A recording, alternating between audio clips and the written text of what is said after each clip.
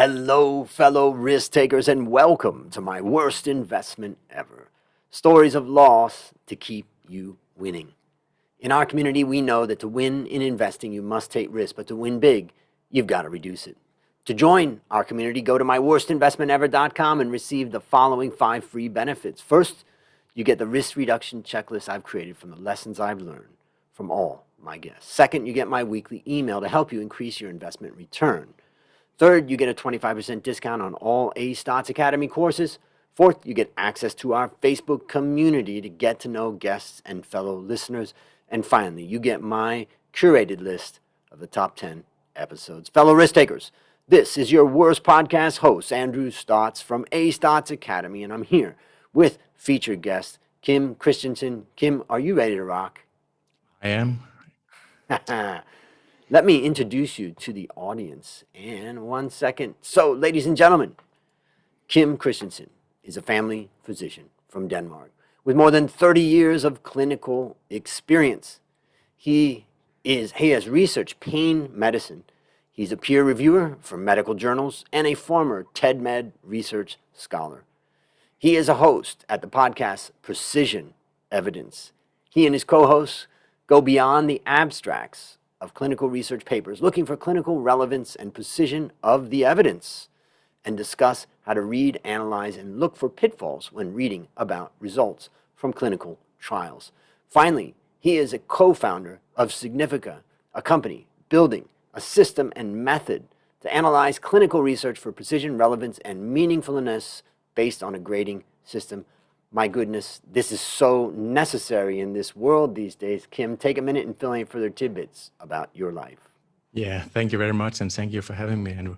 Well, I like being a physician. It's an interesting job. No day, not even an hour being like the previous one.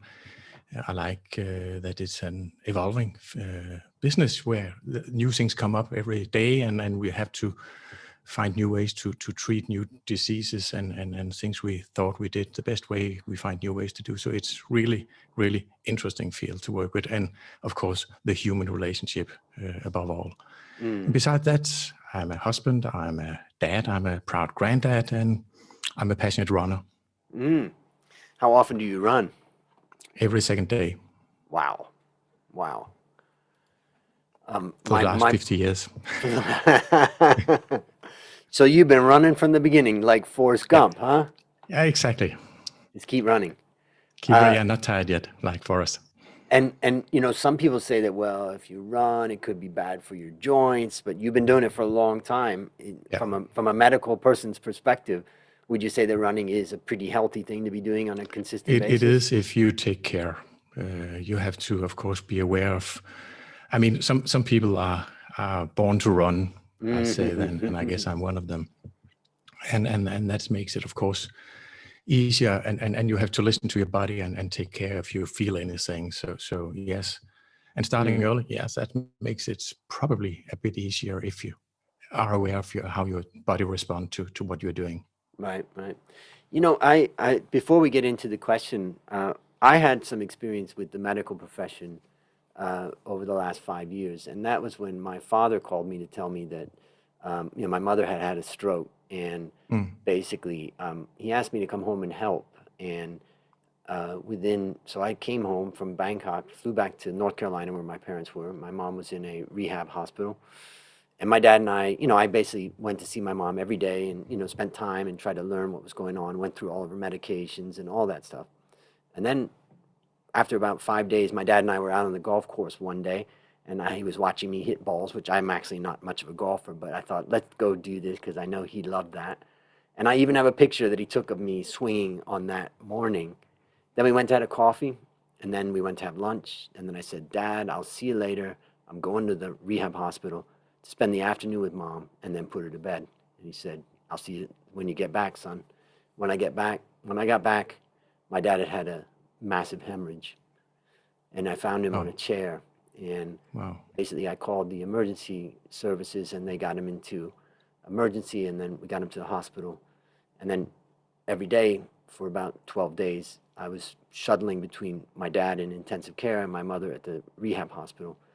And after about 12 or 13 days, my dad passed away. And Sad to I, hear.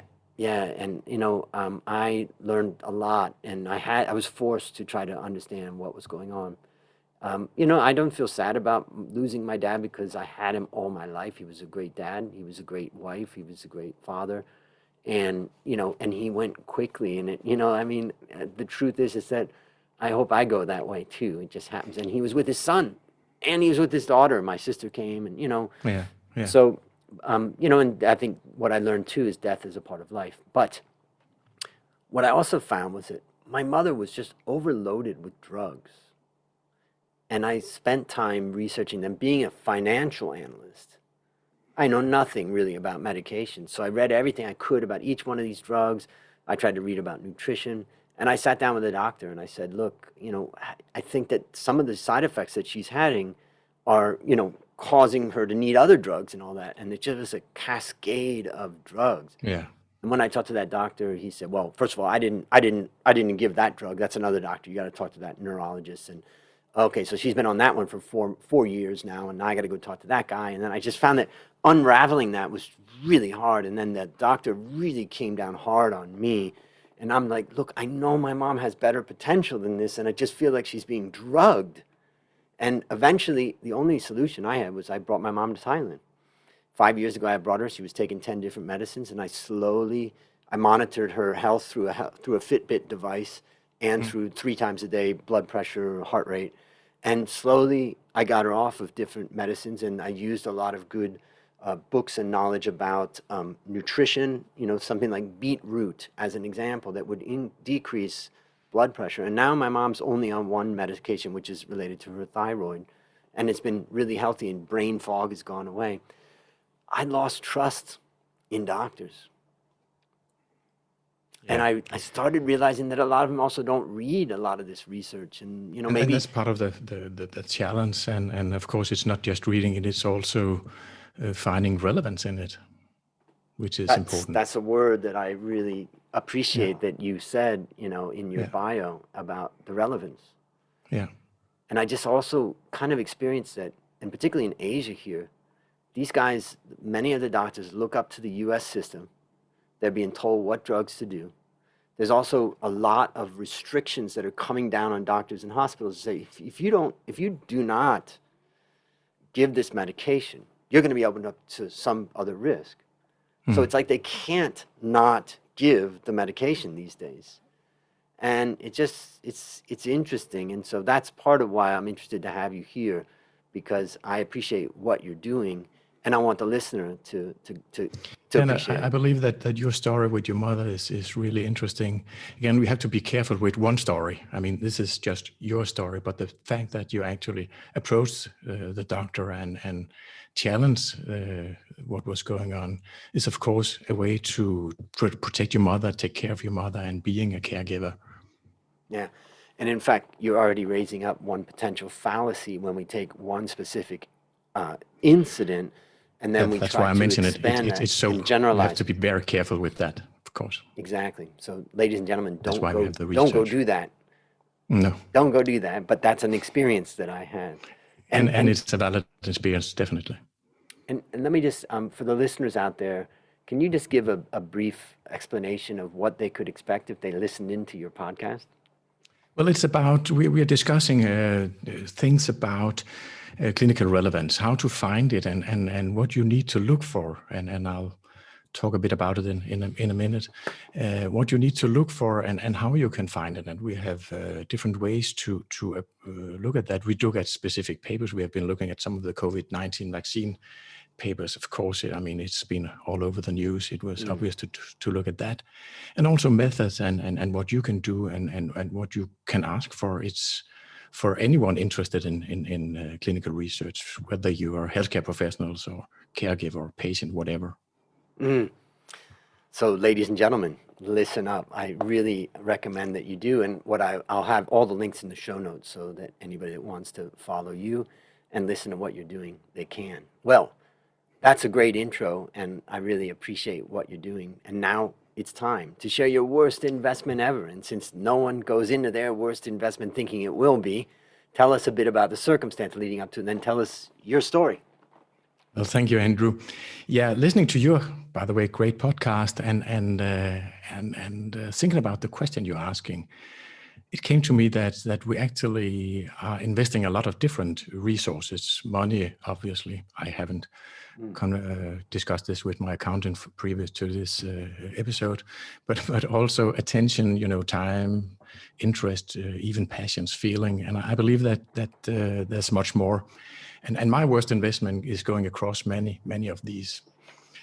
We've been talking about being a physician, and as a physician, you both have to and of course want to follow up with new information and discoveries, at least in your field of medicine and what's related to your daily work. Most, but not all, medical research papers are listed on Medline or the corresponding EU Medline. It's some online platforms. And with a new paper added every 20 seconds, day and night. Yes, that's right, every 20 seconds. It's obviously impossible for anyone to keep up. Luckily, this is across all specialties and including basic research, so the reading list for the individual healthcare professional is shorter, but it's still a long one. And if you look at papers about COVID-19, which is essential for all of us, or at least most of us. I was looking into how frequent a new article was published during the last year, and it was every 4 to 5 minutes. I mean, they are not all relevant, and it's virtually impossible for anyone to keep up with that. And that is why paying interest and spending time reading papers published in a medical journal that turns out to be of no clinical relevance or meaningful to patients in healthcare is my worst investment. I mean, time is an equally distributed resource. We have 24 hours per day, all of us. And once invested, you can't get it back. It's gone and lost forever. So as a practicing physician, I frequently read and analyze papers that turns out to be without relevant information for my patient and me. And of course, I hate to spend that time. That is my worst investment. And don't get me wrong, there's a lot of good and relevant research papers being published, bringing healthcare forward, but it is still a problem. And of course, it's not just my time, it's also resources, both human and economical as well. And by clinical relevant, we talked about it before, but what I mean with clinical relevant is something a patient can relate to, not just something that is considered significant based on a statistical calculation, which is about the statistical calculation is about the risk of finding the outcomes by chance. And this is of course important, but we also need to look at the meaningfulness and in the findings, put some common sense to it, if you will. And as an example, we can all relate to, can a reduction in pain in a study be statistically significant without being big enough for something a human can feel? And we actually see that in pretty often in studies. Or with another study type we call the randomized controlled trial, or RCT, where a group is getting the treatment we are investigating and another group is getting another kind of treatment or placebo. And the difference in the outcomes are indeed statistically significant, but too small to be of any relevance at all. That's what we need to challenge. And so sad to say, but it's even more complicated. A medical paper is not answering the research question we really want to know, is treatment A better than treatment B? But it is, and I dare say only, an analysis of data relating to that specific population included in the trial and how the trial was set up and run. And that is why it is that study group and how the trial was run and set up is of crucial importance for the relevance and the meaningfulness of the findings. So we need to look at all that. And if you're not in the medical field, you'll probably suppose that all published research is relevant and meaningful. But that's not so, not even if published in a high-ranking journal, the best and the rest. And furthermore, most readers only read, and you mentioned that before, the abstract or perhaps only a conclusion or recap, and have no chance of knowing if the findings are indeed relevant at the point of care. So that's why we started the podcast Precision Evidence to focus on clinical relevance. And as you mentioned, we go beyond the abstracts of the medical papers. We look at how to analyze, evaluate, discuss how to help and improve research being clinically relevant, and much more. And we have also created some tools for the listeners to help find clinical relevant information. I mean, this is not just important for healthcare professionals and patients, but for payers, for journalists, for politicians, and many others. And I believe for anyone who might be a patient or a caregiver in the future, and that's all of us. So at Precision Evidence, we see ourselves as the medical research BS detective. That is BS for best science, of course. You know, one question I have about this is that, Yeah. you know, if you go back in time and you listen to stories about, let's say, cities in America, and one city has a huge fire and they ask for the fire trucks to come from another city, they come and find out, well, their valves don't fit. The threads on their hoses don't fit the fire hydrants from the other city. And many years ago during that time, they decided, well, why don't we standardize the fire hydrants across the country? And then they, well, it used to be that railroads were different sizes. And then they said, why don't we standardize railroads? What is happening about standardizing clinical research? Is there something already going on with that, or is it just like impossible to do that? We are all individuals. It's difficult to standardize. No, but what we are, one of the points we are making in precision evidence, and I'd like to bring it forward here as well, is that we want researchers to when they are evaluating the outcomes, relate to clinical relevance in some point, and preferably by doing so before starting the data collection. Say, when we have the research, this is what we'll see as clinically relevant, helping the readers, the patients, whoever will be relating to this research, see if it is clinically relevant. And then if you have that, you have the focus on the clinical relevance, and you can see if your fire hose can connect with what comes out there, and thereby, is this relevant for me? You have to of course, the fact about the statistical significance, is this by chance, is important, but it's not the only thing that's important. It's equally important to know if this makes sense for the patient. I had And an for healthcare. experience. I had an experience when I was doing my PhD, which I went to do a PhD in finance in China when I was 47, and I knew exactly what I wanted to write on and all that. So I was pretty, you know, I was pretty, I enjoyed it, let's say. But I met a lot of young men and women that were there that were, you know, trying to figure out what they were going to write on. And I also felt like at the age of 26 to go do a PhD and do some sort of academic research and try to figure out what to do. I mean, many people are just following whatever their supervisors is saying or whatever. But, you know, then you also find that, you know, you want to do something that's relevant but also not been touched. And that's not easy to find.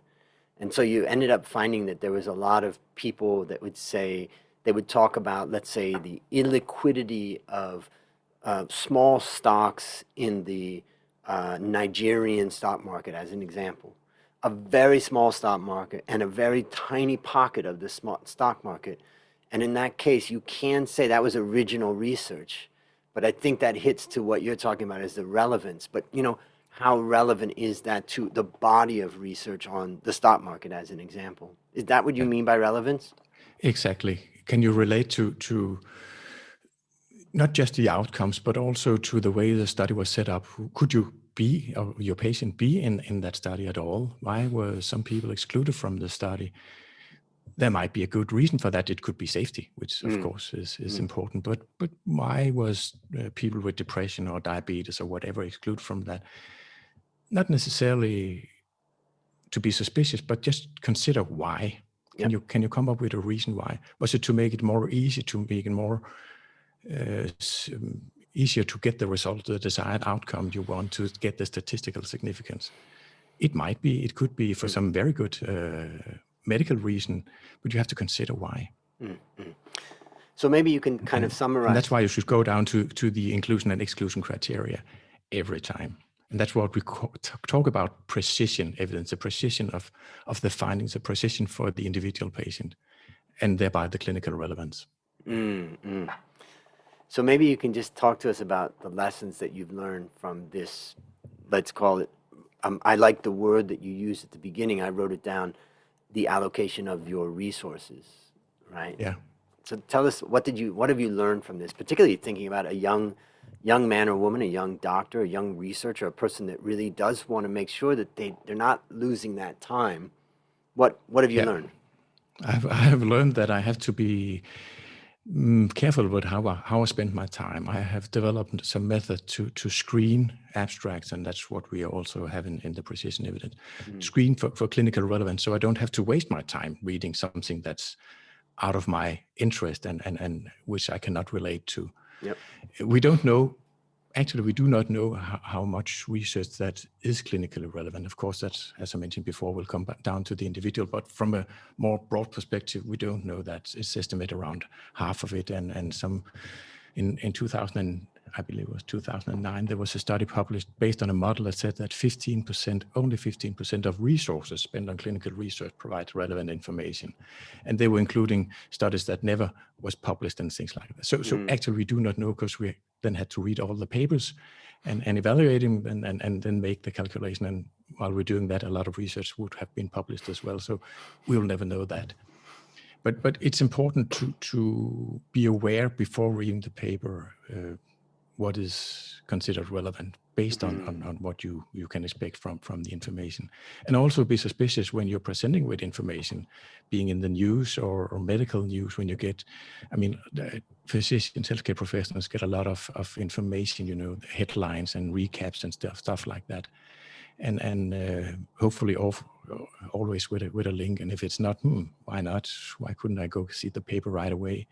But if you be suspicious and look up for the details and have a method to do that for clinical relevance, that's indeed what I've learned and do based on this. And I read a lot of papers and a lot of going into the math and analyzing it. And you obviously enjoy that, which is exciting. I do. Yeah. So let me summarize some things I take away. I wrote down two things as you were speaking. And, you know, as you said, we all have the same 24 hours. Yeah. We have a certain amount of resources. But what, you know, I've gone out and every time I go to speak in front of audiences, I ask people, and I want the listeners to think about the answer to this question right now. I want you to think about when you go to work and your typical work day, how many hours are you really productive? You may be at work 8 hours, you may be at work 10 hours, you may have some travel time, but how many hours are you really productive? Well, the answer to that question that I get is 2 to 4 hours. And then the next thing that I say is that some people will claim that it's 6 or 8 hours, but the fact is that the brain's capacity to maintain a high level of intensity just doesn't exist to that number of hours. We do exhaust for those people that can't stop eating at night, like myself, we have ego depletion or willpower depletion. And so the end result of that is that we have a certain amount, and then if you think about that, we don't actually have 24 hours a day. We really have 4 hours of what I would call concentrative, creative, powerful time.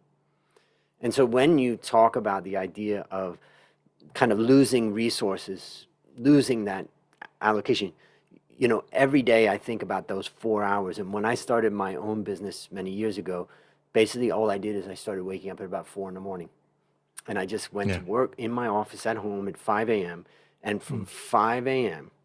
until 9 a.m., I got those 4 hours. And I didn't take any calls. I didn't take any emails. And I planned the night before, what am I going to work on? I still do that today. And every single morning, that's what I do. So I just want to highlight to the listener that, you know, what Kim's talking about is really about the allocation of your resources and that limited amount of real creative, powerful energy. The second thing that the second thing I wrote down is that having been an analyst all my career, as a financial analyst, basically, particularly as a head of research, I would be a strategist and I would write every week. I would have a report that I would put out at the end of the week and I'd send it out to all the clients. And I'd start off the week really excited. I'm going to look at this and that. And then, you know, I start doing my research and then it starts to go off track. And then I start to realize that, it's a dead end. I'm looking at some numbers. I thought there was going to be some relationship, but there is no relationship. It's a dead end. And now I've got to rethink it and I've got to go through it. And I would say that as a financial analyst, I would say that maybe 40 to 60% of my time is pursuing dead ends, where you think you have a hypothesis of what you're going to find, and what you find is something very different. And you may find it's just of no interest or of no value to you. You know, sometimes you find that it is of value.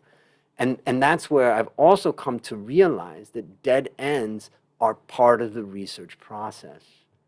And so you just kind of reminded me that, yes, we have to be efficient in allocating our time, but when we're in the field of research, we have to know that we have to go down these blind alleys and investigate a bit. You can never completely get rid of that. So those are two things that I took away. Is there anything you would add to that? No, I totally agree. And of course, we have to have these research. If we're not having the I mean, we have to cross the borders to find what's relevant and what's meaningful. But we have to look at that. And what I feel missing is the focus on the relevance of the outcomes or the research in total. Yeah. And one of the things that I've noticed also these days is that it's hard. I mean, I think the framework of the scientific method and critical thinking and spotting fallacies, you immediately spotted a potential fallacy that I'm going to talk to the audience about what I did with my mom in a very specific case that you can't necessarily generalize about. But I'm just curious from your perspective, what do you think about how important it is and what's happening with the world these days? Are we getting better? Are we getting worse at applying the scientific method and not being fooled by, all kinds of stuff? I think there is an increasing focus on the relevance, but by the tsunami of medical research, it's difficult, and it depends on where you look at it. If you look into the media, it's healthcare is good stuff in the media, especially if you can put the word COVID in somewhere into that, or perhaps something about food or even coffee, then you're probably good to be a headline or clickbait or something like that. You have Coffee. we're just toasting here now coffee. Yeah. For those that are listening, we're toasting coffee. Yeah, that's great. So that is good stuff. No, what I believe is that we are somehow getting better, but the way the online community can share information, good and bad, is being a problem somehow. Because how can you know if you can trust that source? How can you know if you can? I mean, if you look at press releases. Try to look at a press release, something you pick a piece you pick up somewhere in the blog or whatever in the media, and Google a phrase from that and in quotation mark, and you will see it over and over and over again being the same sentence quoted. Exact same. Exactly the same, telling you that the press release, whether it's from a pharmaceutical company, from academia, whatever it's from, had been published and distributed without passing the brain of anyone on that travel. Yeah. And that's something we see that in the stock market too, where companies release, and they're always going to release positive information about how their earnings are going to rise and whatever, and then you just see that they're feeding the propaganda into the media. And I always have to tell young analysts that I'm training, be careful. This is written by the company, and they're trying to get you to feel positive about buying their particular stock. Yeah, it's the same. Yeah. And so let me ask you, thinking about a young man or woman who's kind of starting out, and they like what you're doing, and they want to do that, and what one action would you recommend our listeners take to avoid suffering the same fate? Making the analysis and force yourself to think of the usefulness of the findings, not just believing that it's correct because it was in whatever journal it was in, but that you need to relate to, is this relevant for what I'm seeing? And of course, it's an ongoing process that, by the way, never stops, because you'll always every day learn something new, meet a new challenge, some other ways to combine things. And see if instead of just stop and think, is this relevant? Is this meaningful? And discuss it with the patient. Is this what you want? Is this what the road we're taking? And is the research behind all this built in a way that is relatable from my perspective as a physician, whatever healthcare professional you are, and of course for the patient, and even from healthcare in general. Yeah. The other thing it makes me think also about digging down below the headlines, because we're so inundated with headlines. When COVID happened, what I did is in Thailand, I went into the news and they were giving out information on each of the persons that died in the beginning. And we only had 20 people. And for 16 months, we've had a total of about 100 people. Now it's accelerated, but still relative to a population of 70 million. So I decided to just get the data for each one of those 20, and they provided a lot of data, and I could calculate the average age, and I could say, okay, that's pretty old. I'd say, that's my mom's age, so I need to think about that, but it's not really my age. And then I looked at comorbidities, and I started calculating, okay, what was the average comorbidity, and I found that, the average person in that group had, let's say, 3 to 5. Now, a group of 20 is not a great representation. But then they stopped publishing the data, so I couldn't do it anymore at that level, and I couldn't find it anymore. But the point that I think is valuable is just to stop and ask some questions and do some calculations. A simple thing that I did too, I have no medical experience at all, but I do love to explore data, and I did a ranking of countries by taking, World Health Organization's rankings of obesity and of heart disease and the degree of hypertension and all that. And then I ranked countries by their, what I would call healthiness. And then I looked at their COVID death rates, and what I found was, a clear enough relationship that I could say, okay, maybe Thailand is really low body fat and not that many disease, and maybe that could explain why we had less deaths. And then that helped me to kind of think things through. So I really want to encourage people to just dig in this world where there's this flood of news articles coming out. In fact, if you just go one step lower down, and you look down, you'll find that there is some data, there is some stuff that you can try to, understand more deeply. And what you did there was actually creating a hypothesis. You had this idea, is this correlated, which is not the same as a causality between it. So you have to make further investigations to look into that. Definitely. And I was just kind of, I would say, as I said in the beginning, I don't have any medical experience, so I was just kind of playing around with data, and I wasn't under the scrutiny of someone like you. That's right.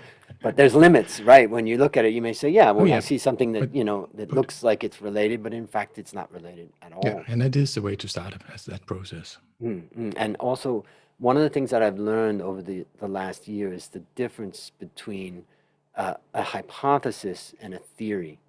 And, you identified the word hypothesis, meaning, and I think about a hypothesis is just an idea of an explanation about something, and this is, my hypothesis is my explanation of what I think it could be. Let's investigate that. But that's very different from a theory where we have a lot of support that has begun to really support that theory, where that hypothesis moves to that next stage, I guess. And that's when we do the research, start the research, set up the model for how we're going to do that. Then we have a theory about the causality between those two. Yeah, so lots of lessons. All right, last question. What is your number one goal for the next 12 months? To increase the awareness of clinical relevance.